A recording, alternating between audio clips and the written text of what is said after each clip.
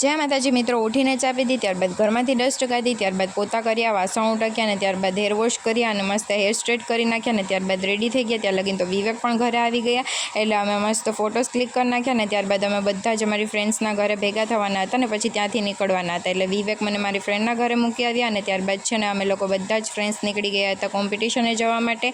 અને ત્યાં જઈને પહેલાં તો અમે મસ્તીના બધા ફોટોસ ક્લિક કરી નાખ્યા અને ફોટોસ ક્લિક કર્યા બાદ અમને છે ને વિડીયો અને રીલ્સ બનાવવાની હતી એ કરીને ત્યારબાદ અમારું કોમ્પિટિશન સ્ટાર્ટ થઈ ગયું હતું ને એમાં તો આપણો રેન્ક પણ આવી ગયો હતો સેકન્ડ. અને પછી તો આપણે મસ્ત રમતા રમતા પહોંચી ગયા હતા આપણું ગિફ્ટ લેવા.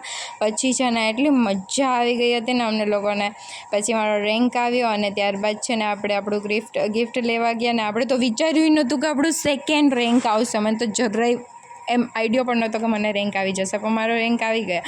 અને ત્યારબાદ તો મને એટલી ખુશી થતી હતી ને મેં સોચ્યું પણ નહોતું ને એટલે. અને પછી તો આપણે રમતા હતા ને આપણે ભેગા આખું છે ને આપણી મેડમ્સને બધા જ આવી ગયા હતા રમવા, એટલે તો આપણને મજા આવી ગઈ. પછી તો આપણે ગરબા રમ્યા, કારણ કે ગરબા તો એટલી મસ્ત વસ્તુ છે ને મજા જ આવી જાય રમવાની. પછી અમે લોકોએ મસ્ત ગરબા રમ્યા અને ત્યારબાદ છે ને અમને વેરાવળ જવું હતું, એટલે પછી અમે ત્યાંથી ફટાફટ નીકળી અને પછી અમે આવી ગયા હતા ઘરેથી નીકળવાનું હતું. એટલે હું ને વિવેક અમે લોકો નીકળી ગયા હતા બસ સ્ટેન્ડ જવા માટે. પછી બસ સ્ટેન્ડ આવી અને પછી તો મસ્ત બસ મળી ગઈ એટલે બેસી ગયા અને પછી તો વેરાવળ પણ પહોંચી ગયા. અને ત્યારબાદ ભાઈ પણ આવી ગયા હતા.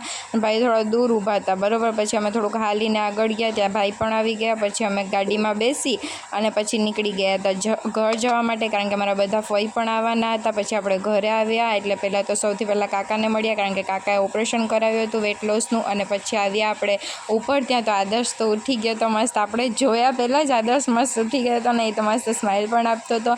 અને ત્યારબાદ પપ્પા અને મમ્મી વાતો કરતા હતા, પછી એમને પણ મળ્યા. પછી જમવા બેસી ગયા, ત્યાં તો ફઈને બધા પણ આવી ગયા હતા અને પપ્પાનો બર્થડે પણ હતો, એટલે આપણે તો કેક મંગાવ્યું હતું ને મસ્ત બર્થડે સેલિબ્રેશન કર્યું. અને ત્યારબાદ અમે લોકો મસ્ત ફેમિલી ટાઈમ એન્જોય કર્યું.